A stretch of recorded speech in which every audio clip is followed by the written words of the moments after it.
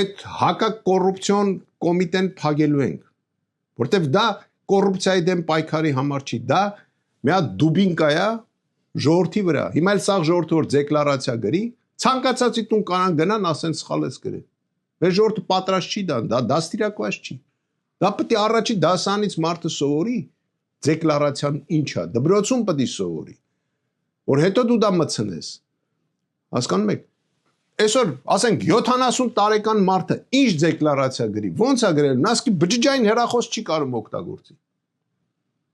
Հասկանում եք, то есть ծուղակ է։ Ու պետք է ամնիստիա հայտարարվի Հայաստանի Հանրապետությունում։ Պետք է արգելվի 10 տարից ավել ինչ որ, չգիտեմ, հարցի քննարկումը կամ քրեական ինչ որ դաշտանելը։ Պետք է լուծարվի ազգային անվտանգության ծառայությունը այսօրվա ձևով, չպետք է այդպես լինի։ Պետք է կառուցվի արտաքին հետախուզություն, այդ արտաքին հետախուզության ենթակայության տակ պետք է անցնի հակահետախուզության վարչությունը, ու պետք է ազգային հետախուզություն ունենա սեփական քննչական մարմին, որը միայն ու միայն պետք է զբաղվի, հասկանում եք ինչ հարցերով։ Գործ չպետք է ունենա ոչ քրեական, ոչ կոռուպցիա, ոչ մի բանի հետ։ Դա իրանց գործը չի։ Այդ դատախազության եւ քննչական ծառայությունների եւ ոստիկանության օֆիսները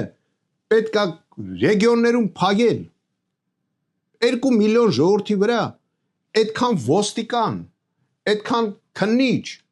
այդքան դատախազ պետք չի, ամեն քաղաք մի հատ դատախազ ունի։ Մեր ամենամեծ քաղաքը, ինչ ասեմ, թող լինի ասենք 150,000 մարդ, թող լինի 200,000 մարդ, 200,000 մարդի վրա ոնց կարա լինի համ դատախազություն, համ քննչական ծառայություն, համ ոստիկանություն, համ վերստուգիչ մարմիններ եւ այլ եւ այլ եւ այլ։ Հասկանում եք, պետք է փակվի, բանակը պետք է վերակառուցվի, բանակում պետք է փակվի այդ ռազմական ոստիկանությունը, ուղղակի պետք է լուծարվի։ Պետք է լինի միայն ու միայն, ասեմ այնպես որ հասկանան, պարեկային ծառայություն, կոմենդանտսկե սլուժբը։